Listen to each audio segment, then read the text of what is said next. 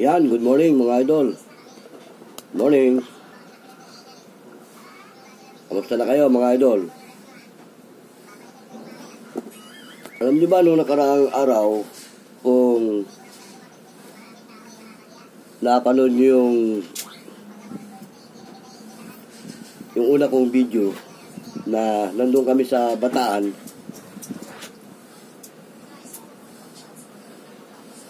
ting summer mga idol, lagi kami nandoon. Nagsiswimming kami sa lugar ng Bagak. Napakagandang beach ng lugar na yon. At bukod sa malinis, walang masyadong alon. Kaya nga lang, nung nakaraan na nagpunta kami, hindi kami nakapag beach sa dagat, gawa nung meron kaming ibang pakay na pinunta doon. Meron kaming katransaksyon tungkol sa business. Medyo umokay naman ng konti yung aming naging usapan. At maaaring babalik pa kami sa mga susunod pang linggo. Hindi ko malaman kung kailan. Pero kasi sabi nung kausap namin, pagka mag-chat-chat na lang daw siya, at para malaman namin kung kailan kami muling babalik. At nabanggit ko rin sa inyo, di ba mga idol, na yung lugar na yun, kahit saan parte ng Bataan ka mamasyal, maliban doon sa pinakasyudad, sa Balanga, ay talagang presko ang simoy ng hangin. Kasi nga, bulubundukin yung lugar na yon at malamig. Walang traffic, mabibilang mo sa daliri yung mga sasakyang nagdaraan sa pinaka main road, yung pinaka highway. Hindi kagaya pag nasa syudad ka, para ka rin nasa Metro Manila dahil syudad yon, matao, maraming sasakyan.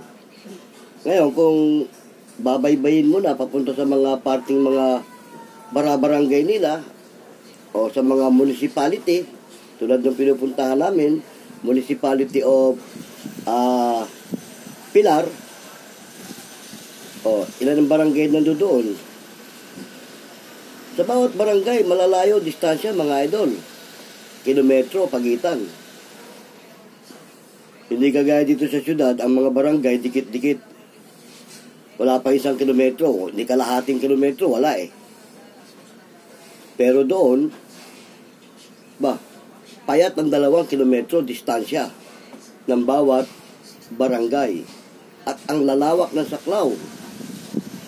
Yun lang sa pinupuntahan namin sa Pantingan, Pilar, yung kasunod na barangay, 3 kilometro distansya eh. Ang lawak nun. Pwede mong pagsamasamahin yung 3 barangay dito sa Makati. Doon, 1 barangay pa lang yun. Baka hindi lang 3, hanggang 4 na barangay pa. Sa lawak. Pero mo 3 kilometro distansya ng kasunod na barangay. Di ba? At saka, nabanggit ko na nga, hindi nga polluted yung lugar na yun. Galing kami doon ng mga nakaraang araw. Kaya, alam nyo, ito Metro Manila, in the long run, wala ka nang masyadong malinis na hangin na malalanghap dito. Polluted. Kung hindi mga usok ng sasakyan ang malalanghap mo rito, pollution. Kaya nga, siyempre, nagkakaedad tayo mga idol, naghahanap tayo ng lugar na kung sakaling dumating yung time na hindi na natin kaya at mamamahinga na lang tayo sa bahay, napakagandang lugar doon. Kaya doon kami naghahanap ng mapupwestuhan. At yung mga hipag naman namin doon tsaka yung Bilasco ron, maraming kakilala ron, maraming alam. Kaya binabaybay namin yung mga lugar kung saan may maganda. Yun nga, kasi dito nga sa Metro Manila, unang-una, itong tinitirahan namin dito, hindi naman namin sarili. Darating yung time na kukunin to nung tunay na may-ari. Mabuti na yung bago mangyari yon, meron kang siguradong maliliparan. Paliparin ka man dito, meron kang lalandingan. Di ba? Although meron naman kaming bahay doon sa kabila, dito rin sa barangay na to, kasi mas maganda doon sa lugar ng Bataan dahil nga, una, presko, ang hangin, malamig, hindi polluted yung lugar. Kaya nga doon nung mga nakarang araw di ba nabanggit ko nga sa programa natin tinalakay ko yung tungkol sa sistema ng aming trabaho bilang lupong tagapamayapa. Kasi sa tingin ko yung lugar na yon although may mga lupon din siguro doon, pero kasi ayon doon sa hipag ko, pag sila nagrereklamo, walang lupon.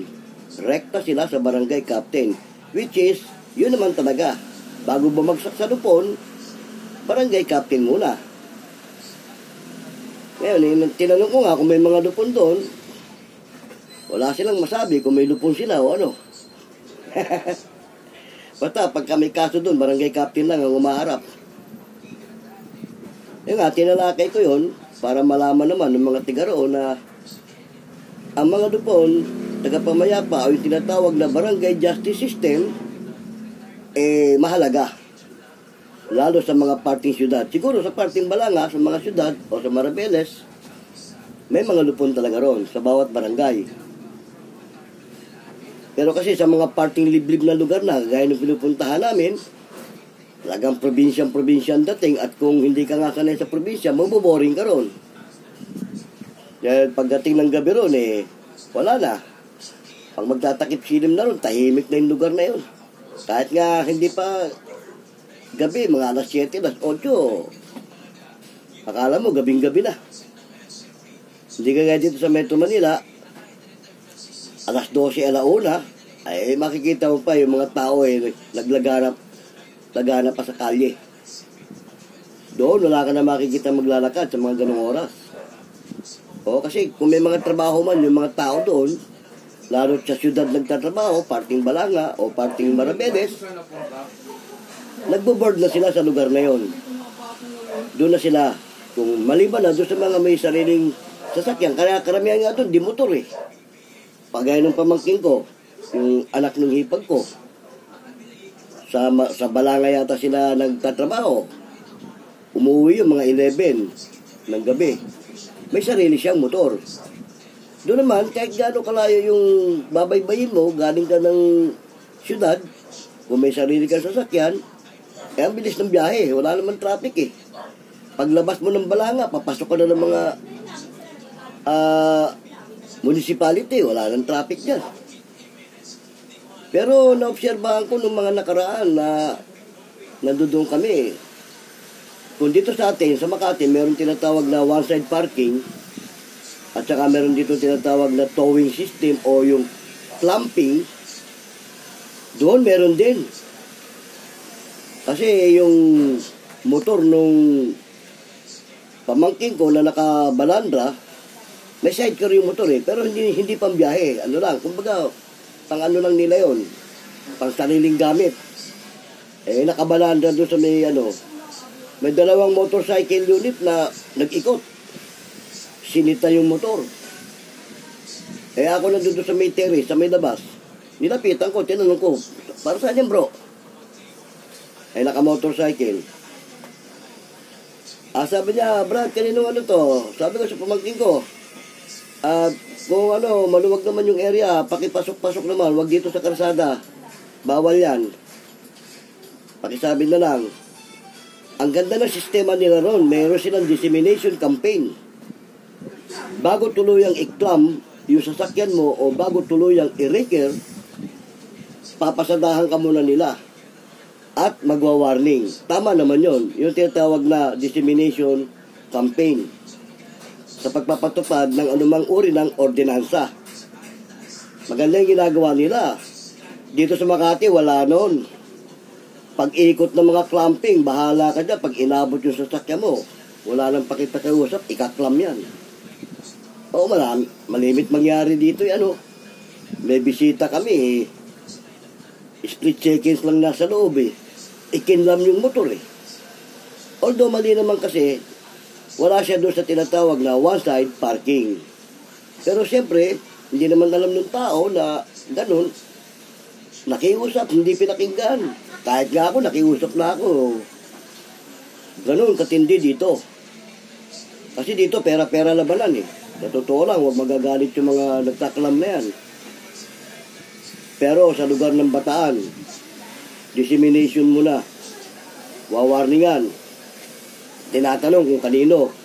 Lalo kung bisita ka lang, okay lang yun. Aalis ka naman eh. Hindi ka magtatagal dun eh. Dito walang bisibisita. Kapag inabot ang sasakyan mo na wala sa tamang parking, sorry, tutubusin mo yan. Doon hindi. Sabi ko, sige Brad, kako, ko sa pamangking ko.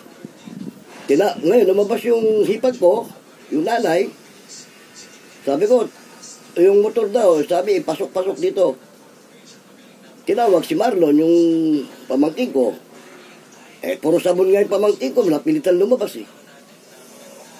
Tinabi yung motor. Ako na sana magtatabi. Kaya ko naman paanda rin yun, dahil sanay naman din ako magmotor eh. Kaya lang, hindi ko, wala susi sa akin eh. Yun, lumabas. Itinabi. Tapos sabi nga, alam nyo na po na meron tayong, dito bawal magbalandra ng sasakyan sa karsada. Sa susunod na madaanan pa namin yan, wala na po tayong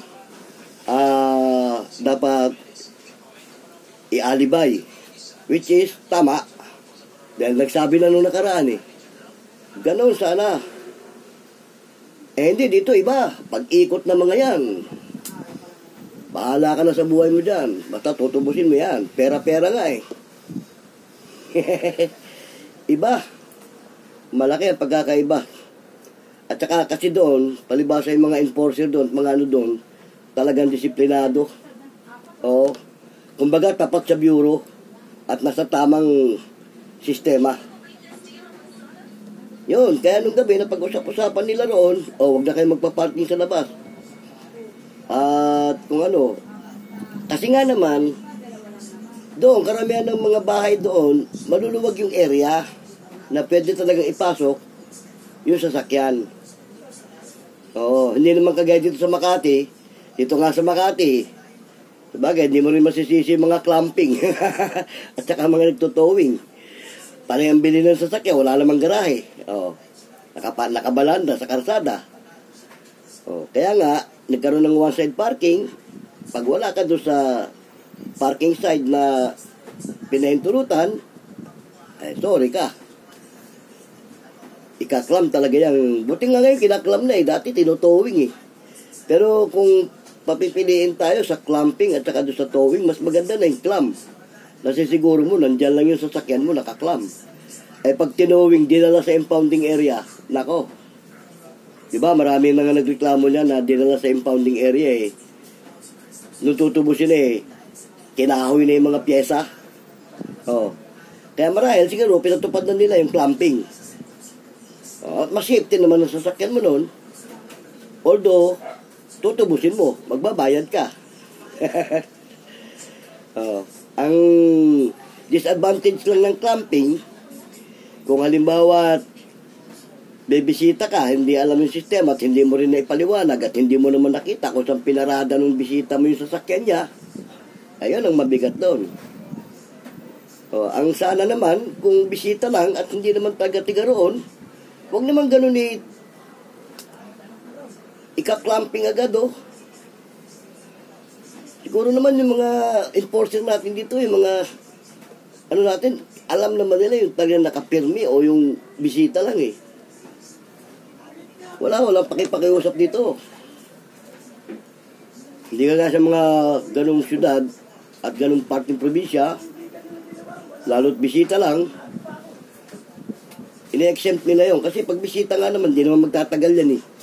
Sabihin natin 2-3 oras ng pinakamatagal niyan. Oh. Aalis yan, hindi yan mamimirmi dyan maghapon. Ang ano naman kasi doon, palibasa nga, makikitid nga ang karsada, lalo sa mga parting baryo-baryo o barangay, makitid ang karsada. Pwede magsalubong sa sasakyan pero hirap. Eh kung may nakabalandra nga naman, may dadaang isa. Oh. Tapos may pasalubong, nakabalandra yung sasakyan mo. Istorbo nga naman, di ba? May ano eh, ang bawat ano naman kasi, bawat anggulo may dahilan eh. Kaya hindi mo rin masisisi yung mga nanguhuli. Di ba? Tama. Ganoon. Kaya pagka kayo napapasya sa mga ibang lugar, makikita nyo yung kaibahan ng Metro Manila at saka sa mga parting lalawigan. Yung pagpapatupad nila ng ordinansa, sabihin na natin municipal ordinance yan, city ordinance man yan. Yun doon, city ordinance yun kasi syudad na rin yung parting Balanga eh. At siguro itong Pilar eh, syudad na rin siguro to. Kaya meron sila mga makabagong ordinansa.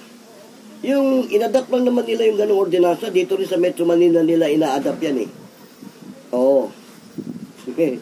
Kaya nga lang, sana wag nilang ma-adapt yung estilo sa Metro Manila na wala nang pasabi-pasabi. Basta pag ikot at nag-grooving sila eh, yariin agad yung sasakyan mo. Yun sana ang wag nilang ma-adapt. Yung magandang matututunan nila sa sistema ng makabagong ano, yun lang. Kaya yun, ikukwento lang naman natin, mga idol, yung sistema, kasi malaki ang pagkakaiba. Ngayon, ibinahagi ko nga sa lugar nila roon, yung sistema naman ng yung tinatawag na Barangay Justice System. Naibanggit ko sa kanila, kahit magkapareho kayong city o magkapareho ko yung municipality, pag magkaiba ng barangay, kung saan nakatira yung respondent, doon ka sa barangay na yon magrereklamo. Kung halimbawa, nabanggit ko na, kung nasa lugar ka ng Diwa, tapos yung nakatunggali mo naman nasa lugar ng, sabihin na natin kabog-kabog o dangkol, doon ka pupunta sa lugar na yon at doon ka magpapile ng complaint. Bagamat malayo, gusto mong magkaroon kayo ng magandang usapin o maayos yung problema nyo, tatagay mo yon, pupunta ka ron. Hindi mo pwede i-complain yung katunggali mo doon sa barangay na kung saan ka nakatira. Hindi pwede yon. Kasi ang nasa batas, kung saan ang complainant at saan ang respondent, kahit magkapareho ng city yan o magkapareho ng municipality, doon ka sa lugar ng respondent magrereklamo. Ganon. Tapos naano ko rin sa kanila na pag magpapile ka ng complaint, kaya meron lupon na taga-ayos ng inyong problema, although sabi nga nung hipag ko doon sa kanila, pag may problema daw, barangay lang, at naaayos naman, yun naman talagang tamang proseso sa barangay. Ngayon ako, kung meron kayong lupon, 3 consecutive hearing ng barangay, hindi na ayos yan, sa lupon na yan, babagsak. Pag hindi pa rin kayo naayos ng lupon, at saka lang yan, isa-certification to file action ng lupon para doon na kayo sa kinaukulang hukuman. Ganon. Ngayon, kung halimbawa naman, nabanggit ko rin na kaya naman yung ayusin sa barangay pa lang, hindi na kayo kailangan humantong sa taas. Kasi nga, yung consequence nga, una, kapag ikaw magpapile ng reklamo at gusto mong i-certification to file action yung kaso mo, babayad ka ng court fee. Gagamit ka na ng attorney. Higit sa lahat, testigo mo at ebidensya. Lalo't malaking problema ang idinudulog mo. Ganon. Bueno, sana subaybayin nyo pa yung mga susunod nating kwentuhan at marami pa akong gustong ikwento sa inyo tungkol sa sistema ng aming trabaho bilang lupon, taga Pamayapa. O kanina, nag-meeting kami. May karagdagang, alam nyo yung sistema ng batas natin parang doktor eh. Hindi napipirmi sa isa. Padami ng padami ang ipinatutupad na batas dahil nga sa ating mga mambabatas. Okay na ha? Ito pong muli ang inyong lingkod, si Boyet. Pasamantala nagpapaalam. At kung may mga tanong kayo, lagyan nyo lang dyan sa comment section. Meron kayong mga comment, lagyan nyo lang dyan para matalakay natin. Okay na ha mga idol. Hanggang sa muli. Paalam!